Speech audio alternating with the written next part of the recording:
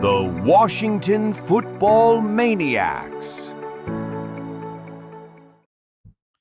So everybody is celebrating a big win yesterday against the Raiders. Washington Commanders beat them, 41-24. I mean, honestly, they probably could have scored 60 points.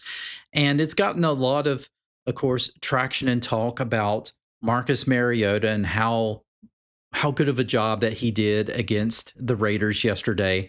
And it's really gotten people thinking as far as maybe Marcus should go ahead and start again next week against Atlanta. After all, Atlanta was shut out by the Carolina Panthers, not really a team that's a juggernaut team by any stretch, but a team that I think is on the rise, a young team, but nevertheless a team that is, I mean, they may win 8 games. I don't know. We'll see. But they beat them 30-0. And, so people are thinking, well, okay, this is probably another easy game for the Commanders. So why not go ahead and start Marcus Mariota in that game as well and give Jayden one more week to get ready to heal up and be good to go. And so it's a conversation to have. I would think that if Jayden Daniels is 100% healthy, then by all means, you go with your starter, because there's a reason why we drafted Jayden Daniels, right? And there is a reason why that we went all the way to the NFC Conference Championship game. Now, yes, Marcus Mariota came in last year when he needed to. I think it was the Cleveland game. Of course, he came in during the Panthers game last year, lit them up, played in that Dallas game, beat Dallas. And so, yeah, I mean, he definitely did his part in helping to get the team to the championship series, but it was Jayden Daniels for most of the year. Jayden Daniels all the way in the playoffs that got them to where they were at the end of the year.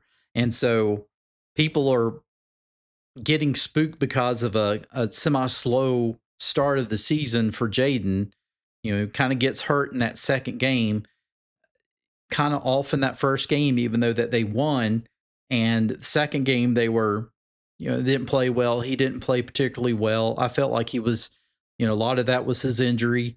I felt like the Packers just had a very good game plan against us that night.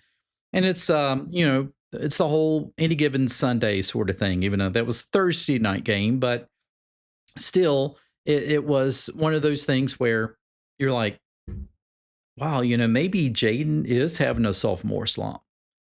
Maybe Jayden, with him being injured, that's going to make things a little tougher for him. So I'd rather him be 100% healthy. And so here's my take on the whole thing. All right, let's look at yesterday's game. Marcus, the only really thing that he did wrong yesterday was fumble the ball in that big, long scramble he had. Other than that, he played pretty much a perfect game. Didn't turn the ball over except for that one fumble. We have some injuries on defense that's going to play a big part in next week's game. Now, I did read and find out that Marshawn Lattimore cleared concussion protocol, so he will be ready to play next week, which is good news. I didn't find anything at the time of the recording of this video. I didn't find anything as far as Trey Amos. He left the game with a calf injury. So we're trying to see if Trey's going to be healthy. If he's not, we've already had some other injuries in the backfield. And of course, Will Harris breaking his fibula. And so he's out for, to me, when I hear broken leg, I'm thinking you're gone for the season. But also what I've heard is if you're going to break a leg, this is the bone in your leg to break. There were some, apparently, who was it? Was it Jack Youngblood? I'm trying to think of the player. And of course, this was decades upon decades ago, who played with a broken fibula. So it depends on how bad the break is, I guess. But he's going to be out for a good amount of time. So you're going to have uh, Jeremy Revis back there. I think that when he's been in there playing, he has played well. He's had some major hits on some players. Did you see how he hit? He lit up that back yesterday. I mean, it was great to see. So I have no problem with Revis coming in there. Jeremy Reeves and Revis. Why did I say Revis? Jeremy Reeves coming in there and playing. I think he's going to really do well to fill that void. And of course, the Commanders went out today and picked up another safety for depth as well. And so I think they're going to be okay. The biggest thing, though, is we need Trey Amos healthy. If Amos can be healthy and he can play, right now he is our number one corner. He shuts people down. Lattimore did a pretty good job shutting people down yesterday as well. I got to give him some props, man. But Trey Amos has played consistent for these 3 games. He's played very consistent, but he's been banged up as well. So let's see what happens with all that. So why do I talk about the defense in the secondary, and how do I apply that to the quarterback position? How do you make that connection? Well, here's the thing. Yesterday, our defense played so good against the Raiders. They got so much pressure to Geno Smith yesterday. They had such great coverage on the receivers yesterday that it really afforded Washington's offense to really come out there and basically have plenty of opportunities to get their game plan in motion and just to really do whatever they wanted to. You may or may not have that with Atlanta. I feel like Atlanta's secondary, though, we saw it yesterday, not very good, but their offense is struggling as well. So that could be another opportunity for Washington on defense as well. And Michael Penix, he struggled yesterday and was benched for Kirk Cousins. So people assume that Penix is going to be back in there starting next week, but we could see Kirk Cousins. Would that be a good thing or bad thing? Don't know. You know, Kirk, of course, was benched last year in favor of Michael Penix. Could he come back and regain that starting quarterback job? It's a possibility. I think that's one reason why he felt he needed to stay, is that he would be given another opportunity in Atlanta. Of course, you know, that big contract as well doesn't hurt. So I would say this. The deciding factor should be how healthy is that defense. The defense is pretty healthy by the end of the week and ready to go and ready to really apply a lot of pressure to Atlanta's offense, just like what Atlanta got from the Panthers. Then I think it might be another game in which you would go ahead and play Marcus Mariota, because I think this is a winnable game.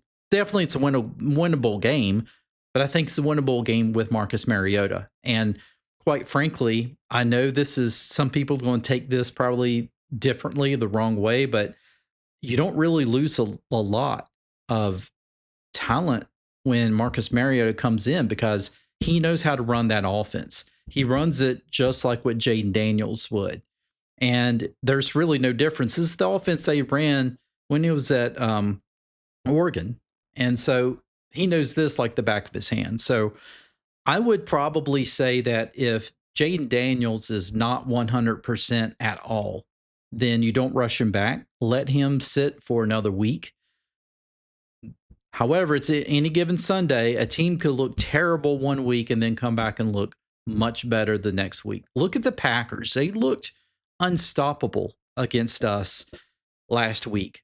Came out and lost to the Browns. Could only score 10 points and lost to the Browns 13-10. You know, Browns are not really a juggernaut type of team. I don't really expect them to do a whole lot. And so I would say, I would caution that this could be a trap game. And I would say you start Jayden if he's 100%. You don't start him if he's any less than that. You let Marcus go ahead and play one more time, and hopefully the defense is holding up. Hopefully we don't get any more serious injuries, and we go from there. And I think if we can do that, we'll be okay. But I would say let's start Marcus, assuming that he can come out and do what he did yesterday. And we're going to roll with that. And then after we get past that, we got a Jayden Daniels who should be 100%. Maybe some of these other guys can get healthy, because we're going to have a pretty tough stretch over the next few games after that. And so we're going to need the best out of our players. And that's my thinking. Now, you could also say, well, if Jayden doesn't get back in there and play and show a good performance, then I'm worried about those games that we're going to be in after the Atlanta game, because those games are going to be tough. And if Jayden doesn't get enough playing time, if he comes out and he's still a little rusty or whatever, then that could spell trouble for Washington. You could see it that way as well. I just feel like from a health standpoint, if Jayden is not 100% healthy, sit him down, let Marcus feed one more week, and then we will let Jayden loose in the next game. Folks, hope you enjoyed this video. If you did, I mean, you know what to do. I tell you all the time, the big call to action, like the videos, leave good comments on the videos. Yes, I mispronounce stuff sometimes. I mispronounce names. Who cares? Who cares? This is not English class, all right?